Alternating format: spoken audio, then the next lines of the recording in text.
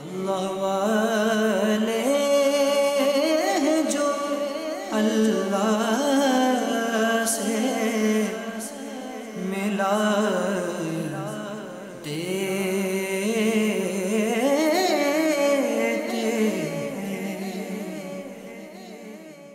الحمد لله رب العالمين والصلاة والسلام على سيد المرسلين أما بعد فأعوذ بالله من الشيطان الرجيم بسم الله الرحمن الرحيم پڑھیے الصلاة والسلام عليك يا رسول الله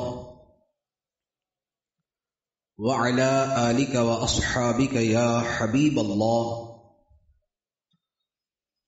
الصلاة والسلام عليك يا نبي الله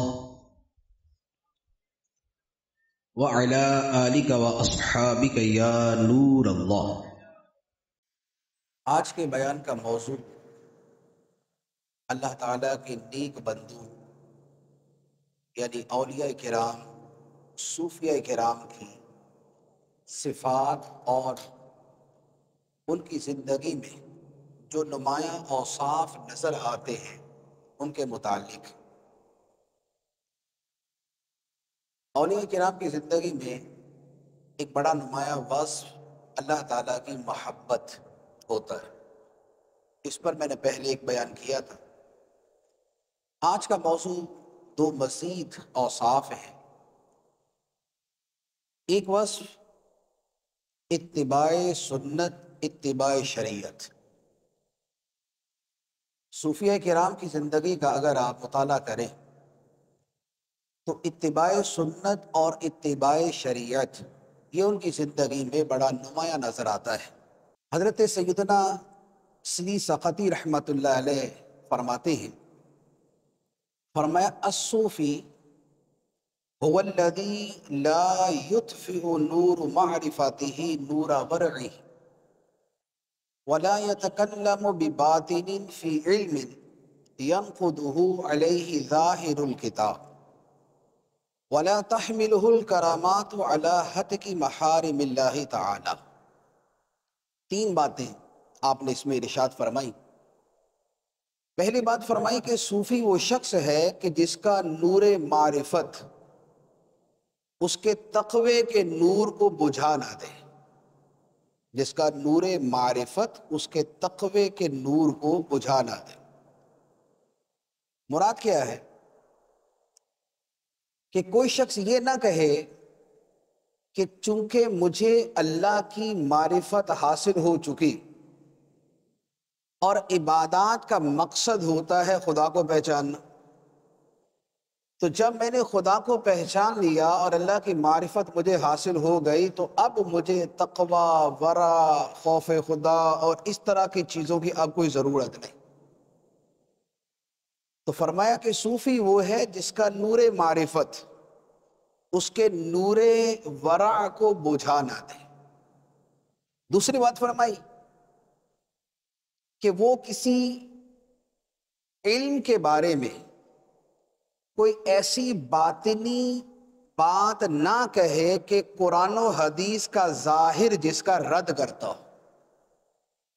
باطنی کوئی ایسی بات نہ کہے، معرفت کی بات، باریکی کی بات، مشاہدے کی بات، کشف کی بات، کوئی ایسی نہ کہے کہ ظاہر کتاب اور ظاہر سننا، قرآن و سنت کا ظاہر جو ہے وہ اس کا رد کرتا ہو۔ جیسے قرآن و سنت کیا بیان کرتے ہیں کہ مثال کے طور پہ اللہ تعالی کی ذات یہ جسم اور مکان سے پاک ہے۔ اب کسی صوفی کو ایسا مشاہدہ ہوتا ہے کہ وہ کہتا ہے کہ میں نے اللہ تعالیٰ کو مجسم دیکھا، میں نے اسے کسی مکان میں دیکھا، تو ظاہر کتاب اور ظاہر سنت اس کا رد کرتے ہیں تو صوفی کبھی ایسی بات نہیں کر سکتا۔ اس کی ایک مثال یوں سمجھ لیں کہ اسی کی ایک بات بنتی ہے کہ جیسے سرکار غوث پاک رضی اللہ تعالیٰ عنہ کے سامنے شیطان آیا اور ایک نور کی صورت میں آیا اور آ کے کہنے لگا کہ اے عبد القادر، میں نے تیرے لیے ساری حرام چیزیں حلال کر دی اور سارے فرض میں نے تم سے معاف کر دیے، تو غوث پاک رضی اللہ تعالیٰ نے فرمایا کہ اعوذ باللہ من الشیطان الرجیم، تو شیطان ہے، کیونکہ یہ ہو ہی نہیں سکتا کہ خدا کی حرام کردہ چیزیں حلال ہو جائیں اور خدا کے فرائض معاف ہو جائیں۔ تو ظاہر کتاب پر ظاہر سننا کیا ہے کہ جو حرام ہیں ان کی ایک لسٹ ہے، جو فرائض ہیں ان کی ایک فہرست ہے۔ اب کسی کو باطنی طور پہ شیطان آ کر یہ کہے کہ تمہارے لیے یہ حرام حلال کر دیا گیا، ایسا نہیں ہو سکتا۔ تو سیدی سختی رحمت اللہ علیہ نے فرمایا کہ وہ باطن کی کوئی ایسی بات نہ کہے کہ ظاہر کتاب و سنت اس کا رد کرے۔ اور تیسری بات، وَلَا تَحْمِلُهُ الْكَرَامَاتُ عَلَى حَتْقِ مَحَارِمِ اللَّهِ تَعَالَى، اور کرامتیں اسے اللہ کی حرمتوں کی حدیں توڑنے پر ابھارے نہیں۔ ایسا نہ ہو کہ کشف و کرامت کی وجہ سے حرام چیزوں کا ارتکاب کرنے لگے۔ مثال کے طور پہ اس کی آپ مثال یوں سمجھیں، ایک شخص کو کشف ہوا کہ فلاں بندہ فلاں گناہ میں مبتلا ہے۔ ایک آدمی کو کشف ہو گیا کہ فلاں شخص مثال کے طور پہ اپنے گھر میں تنہائی میں خلوت میں یہ گناہ کرتا ہے۔ اب شریعت کا حکم کیا ہے کہ کسی کا عیب پتہ چلے تو چھپاؤ، اور یہ واجب ہے، اور کسی کے گناہ کو پھیلانا یہ حرام ہے، یہ اشاعت فاحشہ۔ اب کسی نے اپنے کشف سے کسی کا عیب دیکھ لیا، تو اب جو اللہ کی حرام کردہ چیزیں ہیں حتق محارم، یہ ان محارم ان حرمات کی حدود کو توڑنے پر اسے برانگیختہ نہ کرے، بلکہ جیسے ظاہر شریعت کا یہ حکم تھا کہ عیب چھپاؤ، اسی طرح طریقت کا حکم بھی یہی ہوگا کہ عیب چھپائے۔ کسی کی اصلاح کے لیے کوئی صوفی کوئی ولی تنہائی میں اسے کو بیان کر دے کہ بھائی تم یہ کام نہ کیا کرو، جیسے صوفیہ کرام کے ایسے ملتے نا کہ کوئی مرید آیا تو خلوت میں گناہ کرتا تھا تو انہوں نے سمجھایا کہ بیٹا ایسا نہیں کرتے ہو، تو انہوں کشف سے پتہ چلا، کرامت سے پتہ چلا، لیکن جو سمجھایا وہ سمجھانا ٹھیک تھا۔ لیکن اب اگر اس کے برخلاف وہ ان حدود شریعت کے خلاف کرے کہ اشاعت فاحشہ کرے اور افشاء سر کرے، یہ اس کے لیے حرام ہو جائے۔ تب آپ دیکھیں کہ جو میں نے عرض کیا کہ صوفیہ کرام کی بنیادی جو صفات ہیں ان میں ہے اتباع شریعت، اور یہ جملہ جو میں نے عرض کیا یہ ہے حضرت سیدی سختی رحمت اللہ علیہ کا، جو ماموں ہیں حضرت جنید بغدادی رحمت اللہ علیہ، اور جنید بغدادی وہ ہے کہ تصوف کے تقریباً سارے سلسلے انہی سے نیچے آتے ہیں، جیسے مولا علی شیر خدا رضی اللہ تعالیٰ کہ نقشبندیوں کے علاوہ سارے سلسلے ان سے نیچے آتے ہیں۔ اسی طرح نیچے آنے کے بعد سوائے ایک دو سلسلوں کے باقی سارے سلسلے حضرت جنید بغدادی سے نیچے آتے ہیں، حتیٰ کہ جو ہمارا قادری سلسلہ ہے یہ بھی جنید بغدادی رحمت اللہ علیہ سے نیچے آتا ہے، اور اس کو پہلے کہا جاتا سلسلہ جنیدیہ، سلسلہ جنیدی۔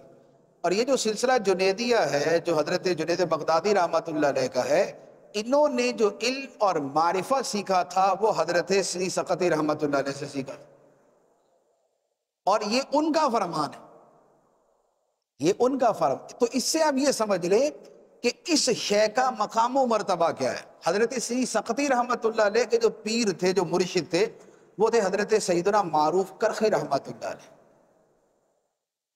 ان کے پیر معروف کرخی رحمت اللہ علیہ۔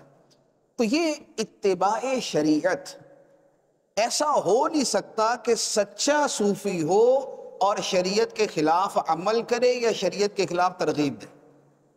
وہ کسی کو یہ کہے کہ تم یہ خلاف شرع کام کر لو، ایسا صوفی کبھی سچا صوفی ہو نہیں سکتا۔ اچھا، اسی طرح ایک اور حضرت بایزید بسطامی رحمت اللہ علیہ کا ایک بڑا مشہور واقعہ ہے کہ آپ کو کسی نے کہا کہ حضور ہمارے شہر میں فلاں شخص آیا ہے اور وہ ولایت سے مشہور ہے، ولی مشہور ہے وہ، تو آپ نے فرمایا چلو اس کی زیارت کرنے چلتے، قم بنا حتی ننظر الی ھذا الرجل، چلو اس ولی کی زیارت کرنے چلتے۔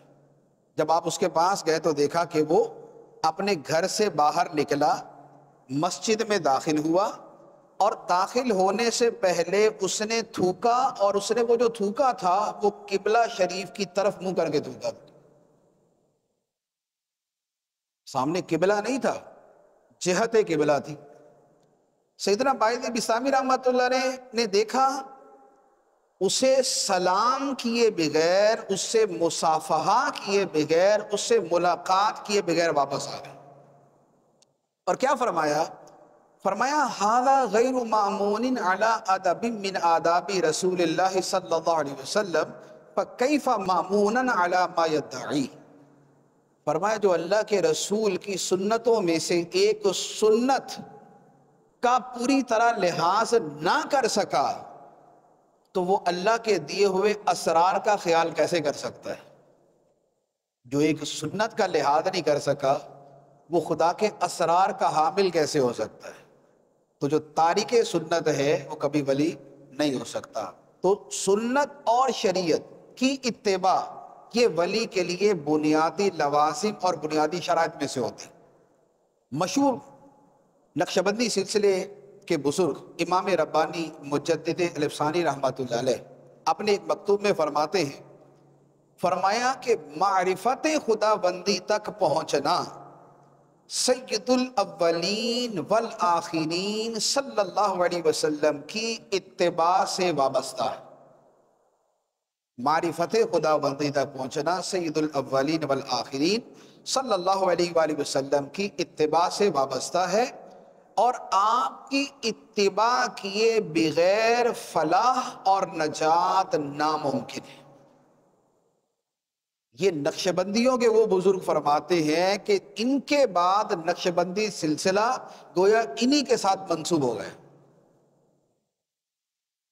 اسی طرح شیخ سعدی رحمۃ اللہ علیہ کا ایک بڑا خوبصورت شعر ہے، فرماتے ہیں محال است سعدی کے راہ صفا تواں رفت جز در پے مصطفیٰ، کہ اے سعدی یہ ناممکن ہے کہ صفا کا راستہ، تصفیہ قلب کا راستہ، تصوف کا راستہ، صوفیہ کا راستہ ناممکن ہے کہ مصطفیٰ کریم صلی اللہ علیہ وآلہ وسلم کی اتباع کے بغیر طے کیا جا سکے.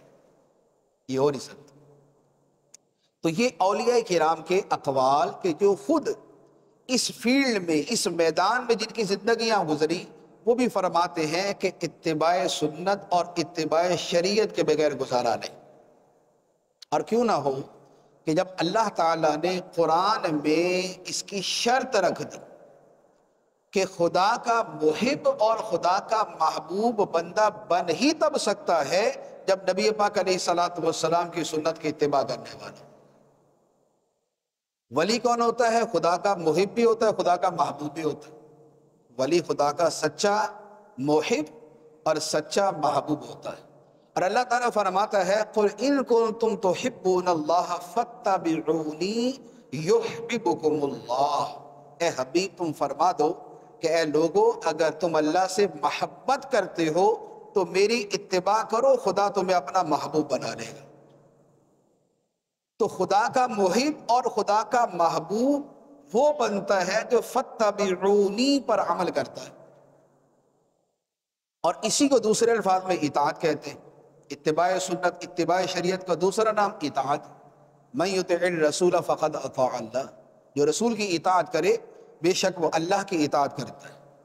اور پھر ایک اور بات کہ اگر آپ غور کریں تو ولایت کی جو تعریفیں یا صوفیہ کرام کا جو معنی مفہوم ہمارے ذہن میں آتا ہے، اس میں بنیادی کیا بات ہوتی ہے کہ جس نے اپنی خواہشات کو دبا لیا، جس نے اپنی خواہشات کو دبا لیا، خواہشات کے مطابق عمل کیا. نفس کہتا فلاں کام کرو، نہیں کیا. نفس کہتا فلاں کام کرو، نہیں کیا. اسی کا نام ولایت ہے. ترک خواہش نفس پر جب مداومت ہو، ترک خواہش نفس پر جب مداومت ہو تو ایک وقت آتا ہے کہ پھر وہاں سے بندہ ولایت تک چلا جاتا ہے. ایک بڑا خوبصورت کسی کا جملہ ہے. آپ تو چونکہ درس نظامی کے ماشاءاللہ طالب علم ہے تو آپ اس کو زیادہ آسانی سے سمجھیں گے. عربی زبان میں ہوا کسے کہتے ہیں؟ ہوا، ہون، خواہش کو. ٹھیک. اور اردو میں ہوا کسے کہتے ہیں؟ یہ جو ہوا ہوتی ہے. کسی بزرگ نے فرمایا کہ اگر تم اپنی ہوا پر، خواہش پر، اگر تم اپنی ہوا پر قابو پالو تو خدا اس ہوا کو تمہارے قابو میں دے دے گا. اگر اس ہوا پہ قابو پالو، ہون پہ، یہ ہون ہے وہ ہوا ان ہے. ویسے فرق ہے، لیکن جنہوں نے جملہ فرمایا انہوں نے اس انداز میں فرمایا کہ اگر تم اس ہوا پر قابو پالو تو خدا اس ہوا کو تمہارے قابو میں دے دے گا. کیوں؟ اس لیے کہ اس ہوا پر قابو پانے سے بندہ ولی بن جاتا ہے، اور ولیوں کو عموماً خدا تعالیٰ کرامتیں عطا فرماتا ہے، پھر ہوا پہ چلتے ہیں، پھر وہ ہوا پہ چلتے ہیں. تو ولایت کیا ہوئی؟ ہون نفس، خواہش نفس پر قابو پا لینا. اب حدیث مبارک سنی، بخاری شریف کی حدیث ہے. نبی پاک صلی اللہ تعالیٰ علیہ وسلم نے ارشاد فرمایا لا یؤمن احدکم حتی یکون ہواہ تبعا لما جئت بہ. تم میں کوئی شخص اس وقت تک مومن نہیں ہو سکتا جب تک اس کی خواہش میرے لائے ہوئے دین کے تابع نہ ہو جائے. تو گویا یہی راہ ولایت ہے، اور یہی طریقہ ولایت ہے، اور یہی راہ سلوک ہے جو مرشدین کاملین اور جو اس راستے کے جو ہادی اور رہنما ہوتے ہیں وہ کیا کرتے ہیں؟ وہ اسی ہون نفس کو ما جئت بہ کے تابع کیسے کرنا ہے اسی کے اوپر تو چلاتے ہیں، اور اسی پہ چلاتے چلاتے چلاتے چلاتے راہ سلوک کی منزلیں طے کرواتے ہیں، اور راہ سلوک کی منزلیں طے ہوتی ہیں تو بندہ ولی بن جاتا ہے. تو گویا ولایت کا جو سلوک ہے، جو راہ ولایت ہے، جو سلوک ہے، وہ اسی حدیث مبارک کے اندر بیان کر دیا کہ لا یؤمن احدکم حتی یکون ہواہ تابعا لما جئت بہ. تم میں کوئی شخص مومن نہیں ہو سکتا جب تک کہ اس کی خواہش اس کے تابع نہ ہو جائے جسے میں لے کر آیا. اور نبی پاک علیہ الصلوۃ والسلام قرآن لے کے آئے، سنت لے کے آئے، اور اپنا طریقہ لے کے آئے، شریعت لے کے آئے. تو یہ اولیاء کرام کے لیے، اولیاء کرام کے سلوک کے لیے، یا راہ ولایت کے لیے اتباع شریعت اور اتباع سنت یہ بنیادی بات ہے. ہاں کو مجذوب ہے، اس کی عقلی سلامت نہیں ہے تو وہ مرفوع القلم، اس کے اوپر کوئی حکم نہیں. لیکن ہوش و حواس کے اندر کوئی بندہ یہ بولے کہ شریعت کے احکام مجھ سے معاف ہو گئے اور سنت کی اتباع میرے اوپر نہیں، تو جو سنت کی اتباع پہ نہیں ہے وہ پھر خطوات شیطان پہ ہے. یا تو سبیل الرحمن ہوگا یا خطوات الشیطان ہوگا. تو جو سبیل الرحمن پہ نہیں، سبیل الرحمن کون سا؟ جو اللہ تعالیٰ نے فرمایا قل ھذہ سبیلی، اے حبیب تم فرماؤ کہ یہ میرا راستہ ہے. کیا؟ دین اسلام، شریعت. وَأَنَّ هَذَا صِرَاطِي مُسْتَقِيمًا فَاتَّبِعُوهُ، اے حبیب تم یہ فرما دو کہ یہ میرا سیدھا راستہ ہے. ان ھذا صراطی مستقیما فاتبعوه، یہ میرا سیدھا راستہ ہے، اس کی اتباع کرو. ولا تتبعوا السبل، دوسرے راستوں کے پیچھے نہ چلو. فتفرق بکم عن سبیلہ، کہ اس کی وجہ سے تم اللہ کے راستے سے ہٹ جاؤ گے. تو جو صراطی مستقیمن ہے، جو صراطی مستقیمن ہے، وہ وہی ہے جسے اہدنا الصراط المستقیم کہا گیا ہے.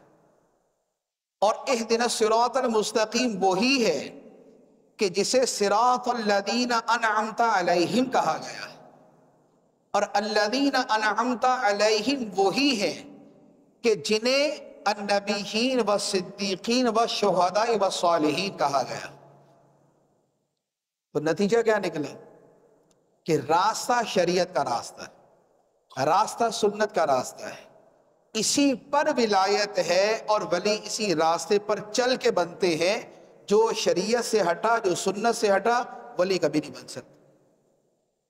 تو اس لیے اولیاء کرام کی زندگیوں میں شریعت کی اتباع، سنت کی اتباع اتنی زیادہ ہوا کرتی تھی کہ اگر اس کے واقعات بیان کروں تو ایک پورا وہ جدا گانا موضوع ہے، لیکن جو بنیاد ہے وہ میں نے عرض کر دی، جو حضرت سری سقطی رحمۃ اللہ علیہ، مجدد رفسانی رحمۃ اللہ علیہ، شیخ سعدی رحمۃ اللہ علیہ کے اقوال سے واضح۔ اولیاء کرام کا ایک اور وصف، تیسرا وصف، اور یہ بھی وہ ہے کہ آپ تو چونکہ ماشاءاللہ طلبہ ہیں تو مطالعے کے ساتھ ایک شغف ہے، مطالعے سے ایک تعلق ہوتا ہے، کتابیں پڑھنا یہ آپ کی زندگی کے معمول میں شامل ہے۔ تو آپ دیکھتے ہوں گے کہ جہاں پر بھی صوفیہ کا لفظ آتا ہے ساتھ میں دوسرا لفظ فوراً ذہن میں آ جاتا ہے، تزکیہ نفس۔ تزکیہ نفس جیسے وہ ہوتا ہے نا کہ لازم بین، لازم غیر بین، تو یہ تقریباً اسی طرح کا معاملہ ہے اہل علم کے اعتبار سے کہ جب وہ صوفیہ کا لفظ بولتے ہیں تو تزکیہ نفس کا لفظ فوراً ان کے ذہن میں آ جائے۔ اب یہ تزکیہ نفس کیا ہے؟ سمپل یہ ہے کہ اللہ تعالیٰ نے فرمایا وَنَفْسٍ وَمَا سَوَّاهَا فَأَلْهَمَهَا فُجُورَهَا وَتَقْوَاهَا قَدْ أَفْلَحَ مَنْ زَكَّاهَا وَقَدْ خَابَ مَنْ دَسَّاهَا۔ اس ذات کی قسم کہ جس نے نفس کو پیدا کیا، نفس کی قسم اور نفس کے پیدا کرنے والے کی، نفس کو ٹھیک بنانے والے کی قسم۔ اللہ تعالیٰ نے کیا کیا؟ فرمایا فَأَلْهَمَهَا فُجُورَهَا وَتَقْوَاهَا۔ اللہ نے نفس میں فجور بھی رکھ دیا، تقوی بھی رکھ دیا۔ نفس میں فجور بھی رکھ دیا اور تقوی بھی رکھ دیا۔ قد افلح من زکاہا، فلاح پا گیا وہ شخص جس نے نفس کا تزکیہ کیا۔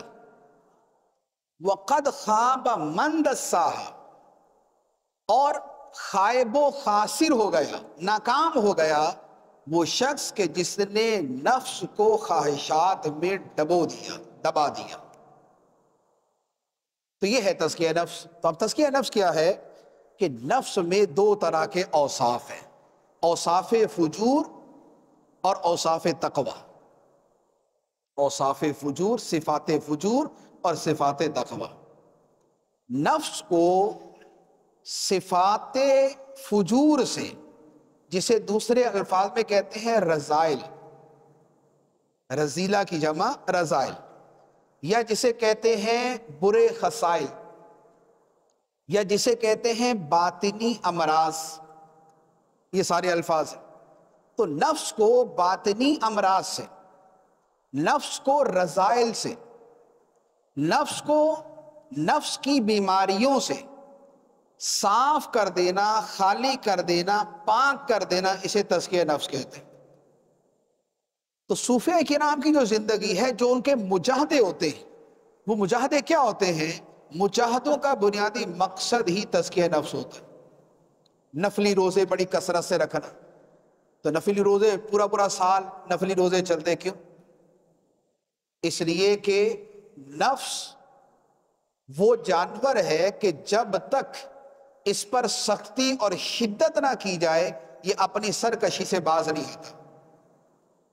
تو وہ اس کے اوپر ایک تو اسے بھوکا پیاسا رکھتے ہیں تاکہ ٹھکانے پہ رہے، دوسرا اس پر عبادات کا بوجھ لاتے، عبادات کا بوجھ لاتے تب بھی یہ کنٹرول میں رہتا۔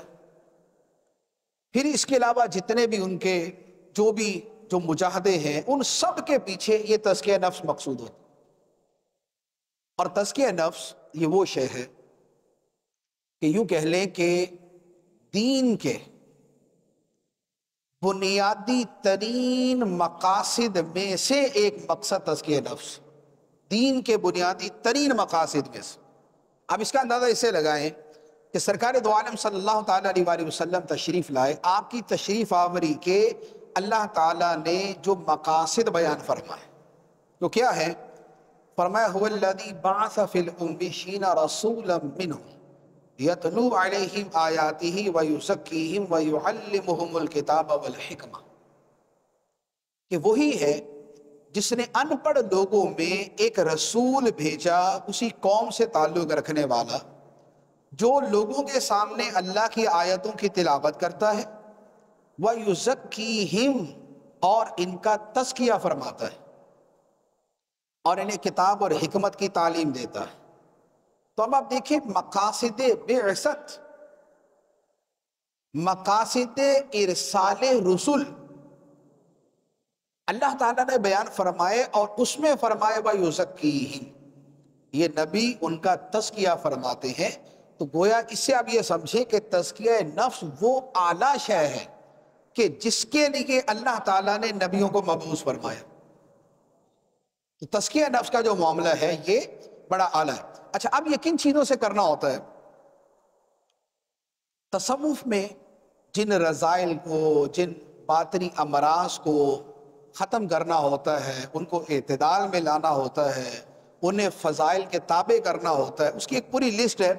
ویسے تو آپ کہیں بھی پڑھ سکتے ہیں، احیاء العلوم میں پڑھ لیں، کیمیا سعادت میں پڑھ لیں، مہلکات کا جو باب ہے وہ سارے کا سارا اسی پر مشتمل ہے۔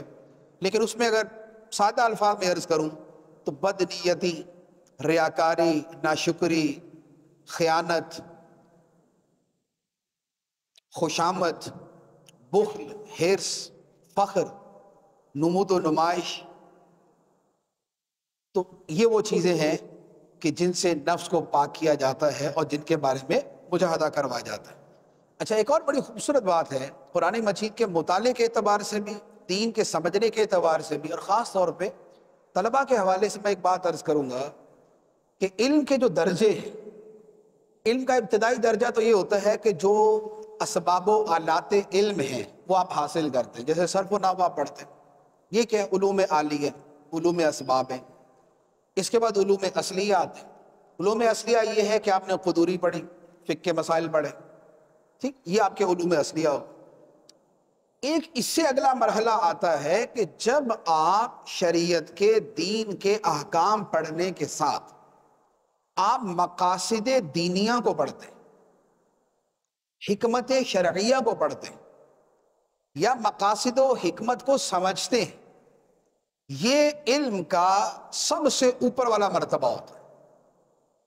تو جب آپ علم پڑھیں تو اس میں ان چیزوں کو بھی پیش نظر رکھیں کہ دین، قرآن، اللہ رسول کے فرامین میں کن اعمال کو کن مقاصد کے ساتھ جوڑا گیا۔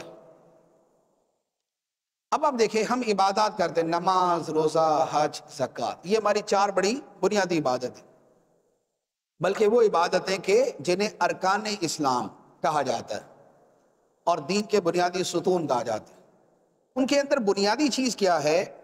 اگر آپ آیات قرآنیہ اور احادیث طیبہ کو دیکھیں تو پتہ چلے گا نماز، روزہ، حج، زکوٰۃ، ان 4 میں بھی تزکیہ نفس بنیادی ترین مطلوب ہے۔ ان سب کے اندر بھی تزکیہ نفس ایک بنیادی مطلوب ہے۔ مثلا آپ نماز کو دیکھ لیں، نماز کے بارے میں اللہ تعالیٰ نے فرمایا ان الصلاۃ تنہی عن الفحشاء والمنکر، بے شک نماز برائی اور بے حیائی سے روکتی ہے۔ اب یہ برائی اور بے حیائی سے روکنا جو ہے یہ کیا ہے؟ یہ اس نماز سے جو نفس کا تزکیہ ہوتا ہے، یہ اس تزکیے کا اثر ہے، یہ اس تزکیے کا نتیجہ ہے کہ جس سے بندہ برائی اور بے حیائی سے رکتا ہے۔ اور وہ تب رکتا ہے کہ جب وہ نماز کو اس تصور کے ساتھ پڑھتا ہے جو فرمایا کہ تو خدا کی عبادت ایسے کر جیسے تو خدا کو دیکھ رہا ہے، اور اگر یہ نہ ہو سکے تو یہ یقین رکھ کہ خدا تجھے دیکھ رہا ہے۔ تو یہی والی چیز ہے نا، یہ والی چیز ہے کہ جس کے پیش نظر، جس کے ساتھ نماز بندہ پڑھتا ہے اور نماز سے اسے تزکیہ نفس حاصل ہوتا ہے۔ تو اب نماز ہے اور نماز کو تزکیہ نفس کے ساتھ، دلوں کی پاکی کے ساتھ اور قرب الہی کے ساتھ جوڑ دیا گیا۔ اسی طرح آپ آ جائے روزے کے بارے میں۔ روزے کے بارے میں قرآن کی آیت میں ہی فرمایا گیا کہ کتب علیکم الصیام کما کتب علی الذین من قبلکم لعلکم تتقون۔ اسی تقوی کا نام تو تزکیہ نفس، کہ روزے تم پر فرض کیے گئے، تم سے پہلوں پہ فرض کیے گئے۔ کیوں فرض کیے گئے؟ لعلکم تتقون، تمہیں اس امید پر، تمہاری اس امید پر کہ تمہیں تقوی نصیب ہو جائے۔ تو اب روزوں کا جو مقصد ہے وہ کیا ہوا؟ تزکیہ نفس۔ اسی طرح حدیث مبارک ہے، نبی پاک صلی اللہ تعالیٰ علیہ وسلم نے ارشاد فرمایا من لم يدع قول الزور والعمل به فليس لله حاجة بأن يضع طعامه وشرابه. فرمایا کہ جو شخص جھوٹ بولنا اور اس پر عمل کرنا نہ چھوڑے، روزہ رکھے اور جھوٹ بولنا اور اس پہ عمل کرنا نہ چھوڑے، تو اللہ تعالیٰ کو کوئی حاجت نہیں کہ وہ بندہ اپنا کھانا پینا چھوڑ دے. اپنا کھانا پینا چھوڑ بھی دیا تو فرمایا فَلَيْسَ لِلَّهِ حَاجَةٌ. ویسے اللہ تعالیٰ حاجت سے پاک ہے، لیکن یہ ایک کلام ہے جو فہم ناس کے اعتبار سے فرمایا گیا کہ جو بندہ روزہ رکھ کے بھی جھوٹ بولنا نہ چھوڑے، روزہ رکھ کے بھی تزکیہ نفس حاصل نہ ہو، تو فرمایا کہ اللہ تعالیٰ کو اس کے کھانا پینا چھوڑنے کی کوئی ضرورت نہیں، نہ چھوڑے. تو یہ کیا ہے؟ یہ تزکیہ نفس. کہ روزہ ہو تو ساتھ میں لعلکم تتقون پایا جائے، روزہ ہو تو اس کے ساتھ وضع الزور والعمل بھی کو چھوڑا جائے. تیسری بات کی طرف آ جائے، زکوٰۃ، راہ خدا میں خرچ کر. ارشاد فرمایا خذ من اموالہم صدقۃ، اے حبیب لوگوں کے مال سے تم صدقہ لو، لوگوں کے مال سے صدقہ وصول کرو. جیسے عاملین بھیجے جاتے تھے یا صحابہ کرام آ کے پیش کرتے تھے. فرمایا خذ من اموالہم، لوگوں کے اموال سے صدقہ وصول کرو، اور اس کے ذریعے کیا کرو؟ تو تطہرہم وتزکیہم بہا، اس کے ذریعے انہیں پاک کرو اور اس صدقے کے ذریعے ان کا تزکیہ کرو. تو اب آپ دیکھیں کہ الفاظ وہی ہیں لیکن صدقہ ہے، لیکن اس کے ساتھ تطہیر اور تزکیے کو جوڑ دیا گیا، تطہیر اور تزکیے کو اس کے ساتھ جوڑ دیا گیا. اسی طرح مسلم شریف کی حدیث ہے، کیونکہ ہوتا کیا ہے کہ بندہ مال دیتا ہے تو دل سے لالچ نکلتی، مال نہ دینے کے پیچھے کیا ہوتی ہے؟ لالچ، حرص، مال کی محبت. اور دینے کے پیچھے کیا ہوتا ہے؟ اس حرص کا مقابلہ کرنا، اس بخل کا مقابلہ کرنا. اب اس کے بارے میں فرمایا اتقوا الشح، نبی پاک علیہ الصلوۃ والسلام نے فرمایا، مسلم کی حدیث ہے، فرمایا اتقوا الشح فإن الشح أهلك من كان قبلكم حملهم على أن سفكوا دماءهم واستحلوا محارمهم.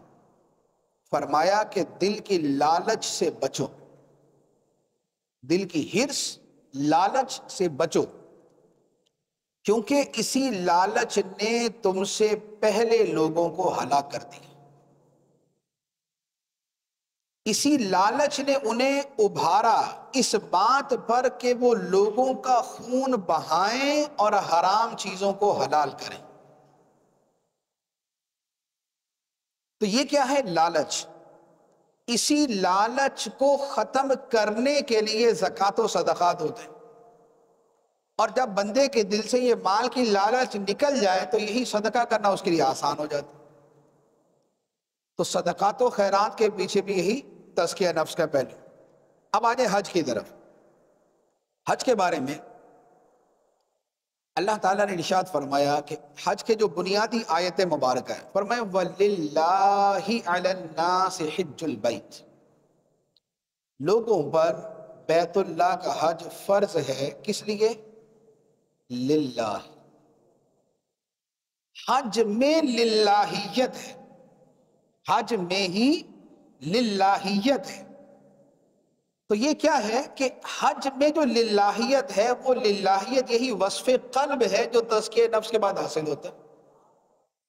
اسی طرح آیت مبارکہ میں فرمایا فَمَنْ فَرَضَ فِيهِنَّ الْحَجَّ فَلَا رَفَثَ وَلَا فُسُوقَ وَلَا جِدَالَ فِي الْحَجِّ. تو جو شخص اشہر حج میں حج کی نیت کرے، فَلَا رَفَثَ، نہ تو کوئی شہوت کے متعلق بات کرے، ولا فسوق، نہ کوئی گناہ کی بات کرے، ولا جدال فی الحج، اور نہ حج میں دنیاوی لڑائی جھگڑا کرے. تو یہ ساری چیزیں کیا ہیں کہ حج کو ترک رفث، ترک فسوق اور ترک جدال کے ساتھ جوڑ دیا گیا. اور یہ جو حج کی ساری پریکٹس ہے کہ آدمی حج پہ جاتا ہے، ایک عرصہ اس پہ گزرتا ہے، کافی ایام اس پہ گزرتے ہیں، ان سب ایام میں کیا کرنا ہے؟ ان سب ایام کے اندر کیا ہے کہ نہ وہ شہوت انگیز باتیں کرے گا، حالانکہ جو عام حالات میں جائز بھی تھی وہ والی بھی نہیں کرے گا، فسق و فجور کا کوئی کام نہیں کرے گا، دنیاوی کسی معاملے پہ لڑائی جھگڑا نہیں کرے گا۔ اب یہ پریکٹس اس کی چلتی رہے گی چلتی رہے گی چلتی رہے گی، اور جب اس کا حج مکمل ہوگا ان سارے اعمال کے ساتھ تو تزکیہ نفس اسے خود بخود حاصل ہو جائے گا۔ اسی پر اچھا ایک اور آیت مبارکہ فرمایا وَتَزَوَّدُوا فَإِنَّ خَيْرَ الزَّادِ التَّقْوَىٰ، جب حج پہ جاؤ تو ذات راہ ساتھ لے کر جاؤ، حج پہ جاؤ تو ذات راہ توشہ سفر خرچہ ورچہ ساتھ لے کے جاؤ، لیکن اس کے ساتھ کیا فرمایا؟ فرمایا فَإِنَّ خَيْرَ الزَّادِ، بہترین ذات راہ سفر حج کے لیے کیا ہے؟ فرمایا التقویٰ، پرہیزگاری۔ تقویٰ جو ہے یہ حج کا جو ہے یہ بہترین ذات راہ۔ تو اب آپ دیکھیں جتنی عبادات ہیں، نماز وہ منکر اور فحشاء سے روکتی ہے، روزہ لعلکم تتقون بتاتا ہے، حج للہ علی الناس حج البیت وہ للہیت کو بتاتا ہے، صدقہ و خیرات کرنا تو طہرہم و تزکیہم بہا بتاتا ہے۔ تو یہ پتا چلا کہ جو عبادات ہیں ان عبادات کے پیچھے بھی ایک جو بنیادی مقصد شریعت ہے اور جو حکمت شریعت ہے وہ تزکیہ نفس ہوتا ہے۔ اور اولیاء کرام کی جو زندگیاں ہوتی ہیں اس میں آپ عمل دیکھیں یا تعلیم دیکھیں، اولیاء کرام کی آپ زندگی دیکھیں، سرکار غوث پاک رضی اللہ تعالیٰ عنہ نے 40 سال تک بغداد کے ویرانوں میں مجاہدے کیے، کیوں؟ آپ 40 دن تک بھوکے رہتے اور ایک لقمہ نہیں کھاتے تھے، کیوں؟ آپ راتوں کو جاگ کر روزانہ ایک قرآن پڑھتے رہے، کیوں؟ آپ عشاء کے وضو سے فجر کی نماز پڑھتے رہے، کیوں؟ اور دیگر اولیاء کرام کے بارے میں جب آپ مطالعہ کریں گے، جب آپ پڑھیں گے تو آپ کو یہ جتنے مجاہدے نظر آئیں گے یہ سارے کے سارے کیا ہوں گے؟ تزکیہ نفس، یہ سارے تزکیہ نفس۔ تو تزکیہ نفس جو ہے یہ اولیاء کرام کی زندگی کے بنیادی اوصاف پہ ہوتا ہے، تو عمل بھی یہ کرتے ہیں اور ان کی تعلیم بھی یہ ہوتی ہے۔ اب آپ سرکار غوث پاک رضی اللہ تعالیٰ عنہ کی فتوح الغیب پڑھ لیں، یا آپ جو ہے وہ شیخ شہاب الدین سہروردی رحمۃ اللہ علیہ کی عوارف المعارف پڑھ لیں، یا آپ کوئی قریب زمانے کے جو اولیاء کرام گزرے ہیں ان کے ملفوظات، ان کے مکتوبات، ان کی تحریرات کا مطالعہ کر لیں تو تزکیہ نفس تزکیہ نفس تزکیہ نفس آپ کو یہی باتیں ملیں۔ تو لہٰذا راہ ولایت جو ہے اس کے جو بنیادی شرائط ہیں یا بنیادی اوصاف ہیں ان میں سے ایک اتباع سنت اور اتباع شریعت، اور دوسرا ہے تزکیہ نفس۔ اللہ تبارک و تعالی ہمیں عمل کی توفیق عطا فرمائے، اتباع سنت کا جذبہ دے، اتباع شریعت کی توفیق دے، اور تزکیہ نفس اللہ تعالی ہمیں عطا فرمائے، آمین بجاہ النبی الامین صلی اللہ علیہ وسلم۔ اللہ والے ہیں جو اللہ سے ملا دے